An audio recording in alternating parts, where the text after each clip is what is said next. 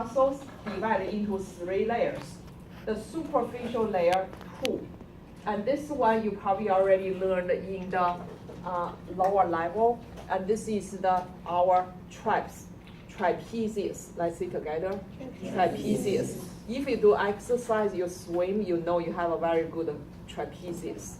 Trapezius muscle is basically origin from the occipital bone all the way to the T12. And the insertion into the scapular bone, later on you're going to learn, is called the spine of the scapula. You can palpate here.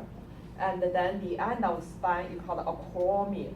So it goes to here. Also goes part of the clavicle bone. So it's inserted here.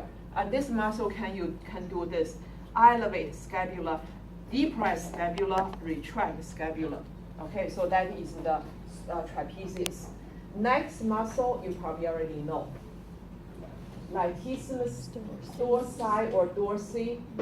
Dorsi, the difference is singular plural pronunciation. So latissimus dorsi or dorsi origin from the T7 all the way to the lumbar 5. And this muscle goes this way from the back and go to the front of the arm. And drive your arm and insert on here. Is on the humerus, we have other feature like intertubercle sulcus, insert there. So when the muscle contract, is pulling your arm back. It's called the abduction. I have frozen shoulder, so this one, if I do demo, cannot show you very well. So this one I can do. So that's abduction of the latissimus dorsi. Okay, are we good? Underneath this muscle, intermediate layer, we have muscles here. Underneath this one is a rhomboid.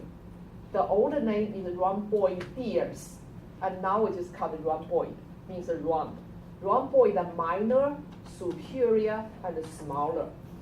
Underneath is a rhomb, below that is a rhomboid the major. They have the same insertion, same action, it's just different origin. Just smaller is coming from 2 vertebrae, and this is coming from 4 vertebrae. Their main function is doing this. Retraction of the scapula, also called the adduction of the scapula. We do more in the future. And then we have another intermediate muscle, and this muscle is still missed the most. Serratus. Serratus means teeth. Okay, and we have 3 serratus. This time we just learned this one. We have an anterior serratus. Okay, we learn later. Right now we just learn serratus posterior. And also there is one serratus posterior superior underneath rhomboid. We don't usually ask that one, too small. And we ask this one, serratus posterior inferior. You can also say posterior inferior serratus. You can also say posterior serratus inferior. 3 words, you can combine anything. And in the anatomy, a lot of words like this muscle, some people call it tibialis anterior, some people call it anterior tibialis, either way. But as long as you have those words. Are we good? Deep region, there are 3 column-like muscles. And those 3 column-like muscles, collectively we call the erector spinae. But I need you to know individual muscle. Most lateral, if I put a tape, most lateral, 1/3 there, I put a tape just there, is the iliocostalis. Let's see together. Iliocostalis. Ilio means from the ilium, origin from the ilium, hip bone. Insertion into each level of the ribs. So it's called the iliocostalis. Good. The middle one is like a ruler from the lumbar all the way to the cervical. Is this in the middle? Longissimus. Let's see together. Longissimus. Middle. The most medial close to the spine, so we call it spinalis. Let's see together. Spinalis. All the 3 muscles, they are the primary extensor of the spine, so make you standing straight.